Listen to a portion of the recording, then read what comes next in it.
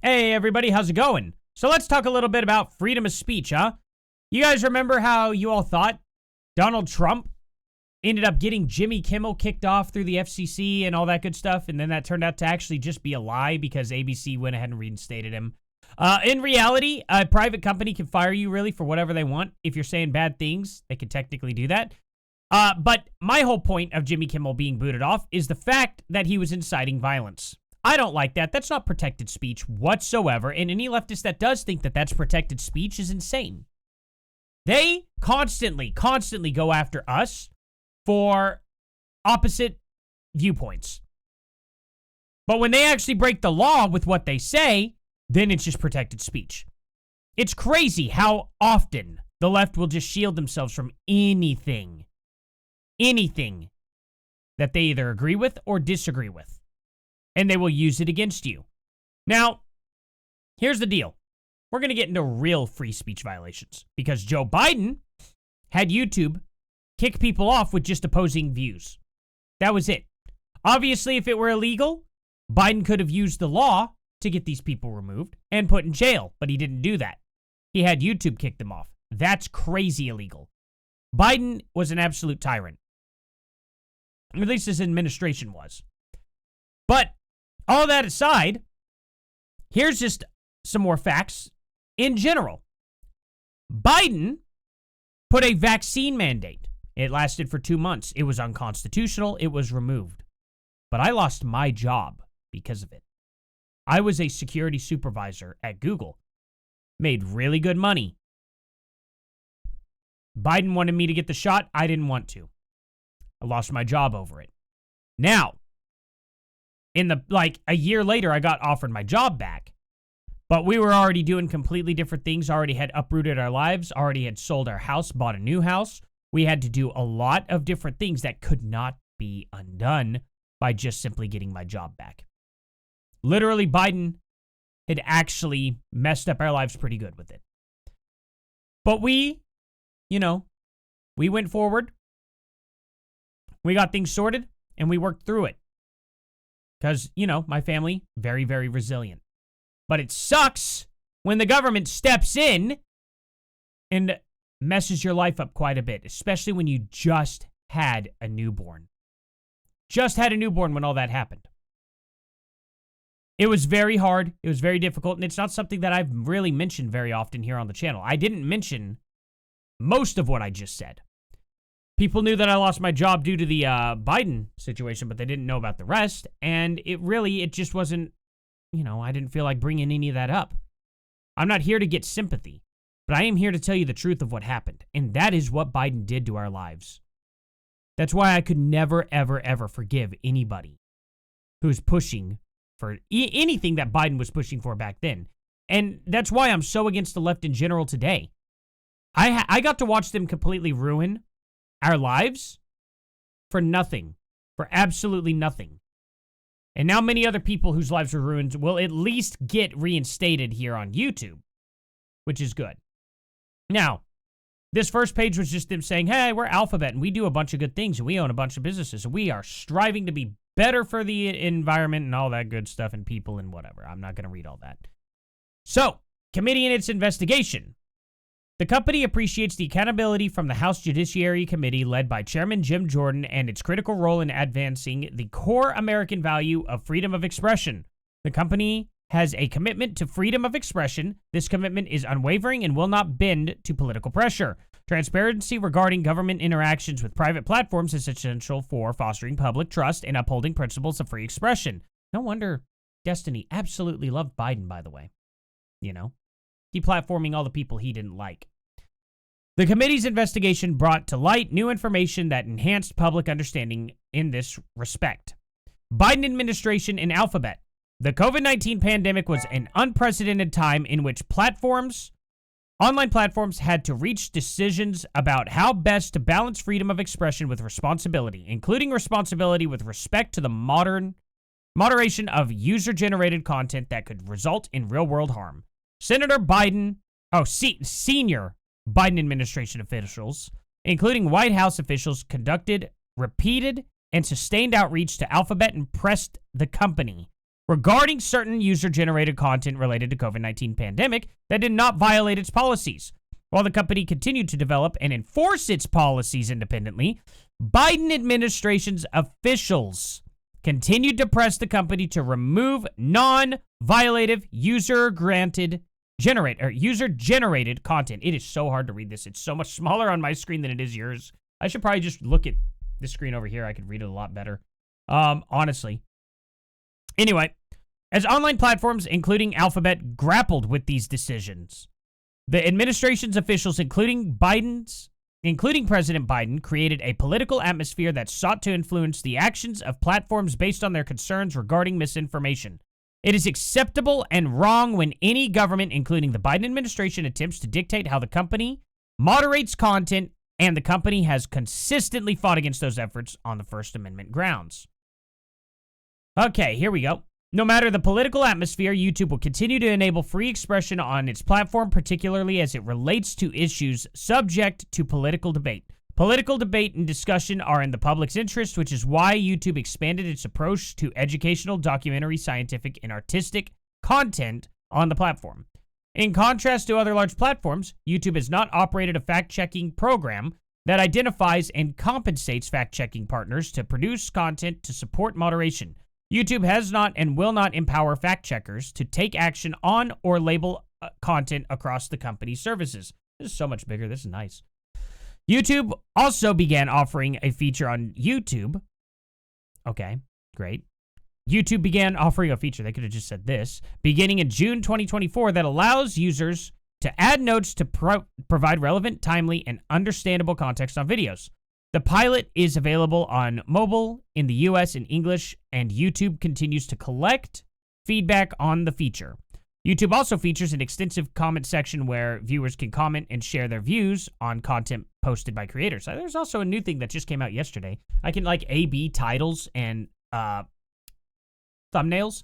So if you see my thumbnails and titles changing, it's actually I uploaded multiple of them and they're sending them all out, testing which one did the best, and then at the end I get to select the one that actually just did the best. And it's just a good educational tool. I know it'll be annoying for a while for you guys to kind of see that. I won't be doing it often, but what it does is it really just shows me what I should be sticking with to get the most views. So you'll be seeing that for a little bit. You'll be seeing that test come out, and it's I'm going to utilize the crap out of it because YouTube actually is going to be boosting almost every video with that A/B because they want to, obviously get it tested.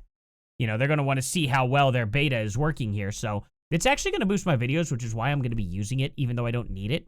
I'm going to be kind of making one garbagey title and one really, really good one. Unless I have two really good ideas. That's where it really helps. Because one video so far, I was like, ooh, I don't know which one I want to use. It was for the Hassan Destiny video. Both of them were really good. Both titles were really good.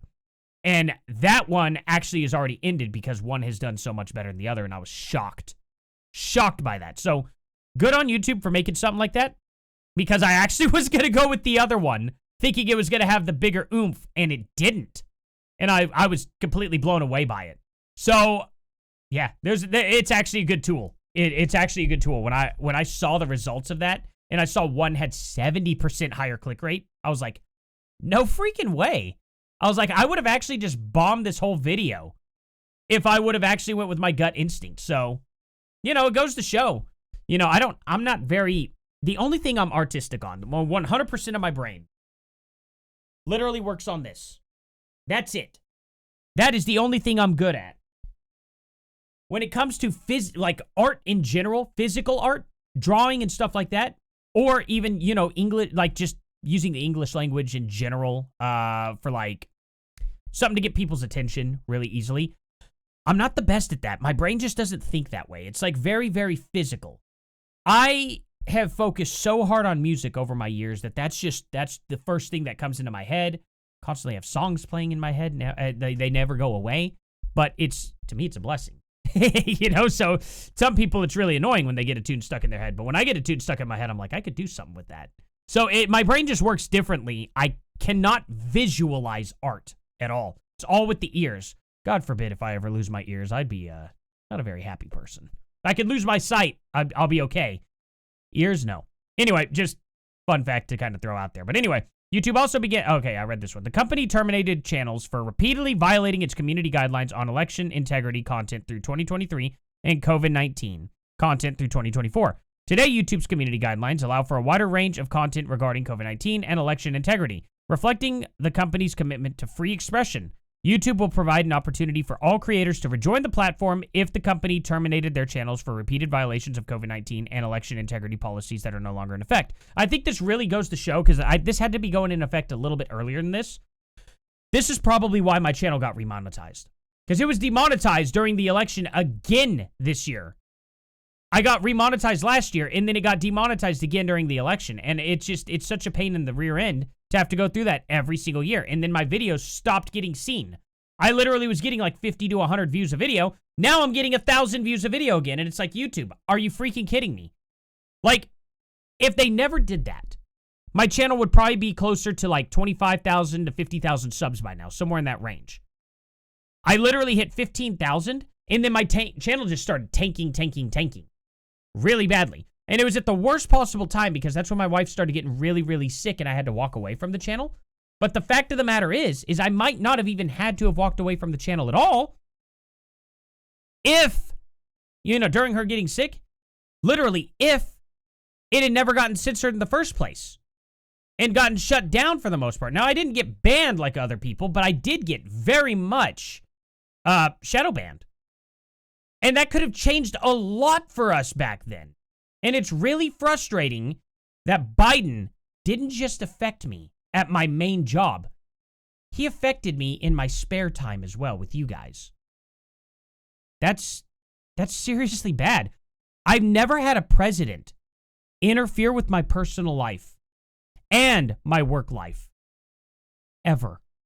In the entire history that I've ever worked or done anything in my private life. Even Obama, as bad as a president as he was, did not interfere in my personal life or my work life to this degree. That's unbelievable.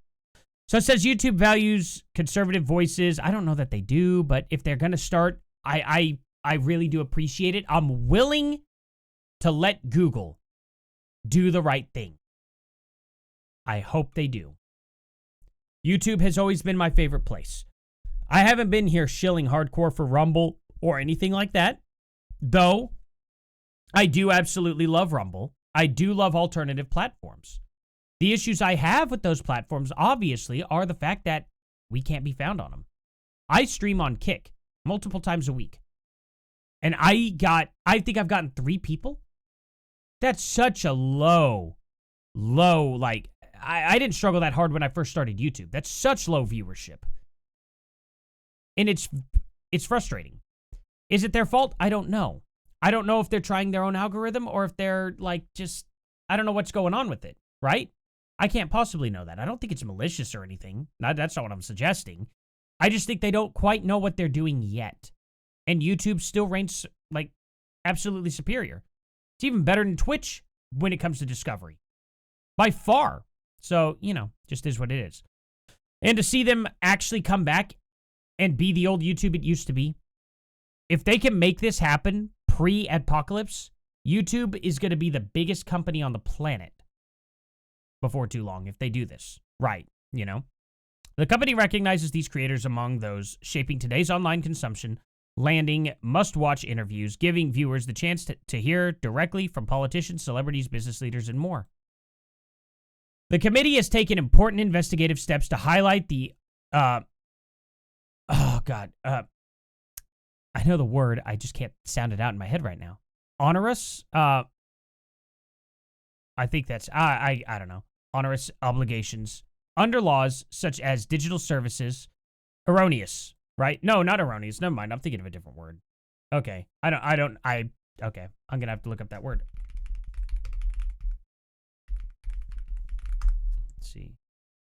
Let's see. Troublesome, oppressive, burdensome, synonym. Yeah, okay. That's great. Onerous. Okay, I heard you the first time. Jeez. Onerous. Did it blow your guys' eardrums out? Onerous. It did. So I'm sorry. I did it a third time. Believe me, I'm sorry. Anyway, that onerous obligations under such under laws such as Digital Service Act and Digital Markets Act may stifle innovation and restrict access to information. These laws place a disproportionate regulatory burden on American companies, and the company has long expressed its concern about the risk that the DSA may pose to freedom of expression within and outside of the European Union. Depending on how certain provisions may be enforced, the DSA could be interpreted in such a way as to require Alphabet and other providers of intermediary services to remove lawful content, jeopardizing the company's ability to develop and enforce global policies that support rights to free expression and access to information. The DSA may open avenues for substantive regulation of lawful speech, including through risk mitigation and the use of codes and conducts and crisis protocols, and the out-of-court dispute settlement mechanism. Alphabet remains mindful of these risks and continues to be vigilant in its defense of these rights. Well, they are 4 years too late, to be honest. I guess not too late. They are 4 years late. There's really no too late to going back to being a moral company. But, geez, if you guys had just done this during the Biden administration, things would be so much better today. You know? YouTube also admits Biden censorship pressure was unacceptable and wrong, confirms that Biden wanted Americans censored for speech that did not violate YouTube's policies, details when YouTube began rolling back its censorship policies on political speech after Judiciary GOP began its investigation, states that public debates should never come at the expense of relying on authorities, quote-unquote authorities, promises to never use third-party fact-checkers, quote-unquote, warns that Europe's censorship laws target American companies and threaten American speech. Those are things that we will all pressure the EU to back off on, especially under this administration. I feel like this is going to be a very nice upcoming 3 years, and I hope to have this journey with you guys. Thank you all so much for watching. Please like, subscribe, and share. I don't mean to talk about just myself, but the stuff we went through, the stuff me and my family went through from this president directly, you know what I mean? It was really, really hard. It was really hard. And seeing this weight come off my shoulders, it gives me hope for the future. But it also gives me a lot of resentment for how hard and how heavy it was the past 4 years. I'm just so frustrated with that. But I'm not going to look back. I want to have a better future. And I hope to see you guys there. Please join my Discord, link in the description below. Please like, subscribe, and share, and I'll see you guys here in the next one. Later.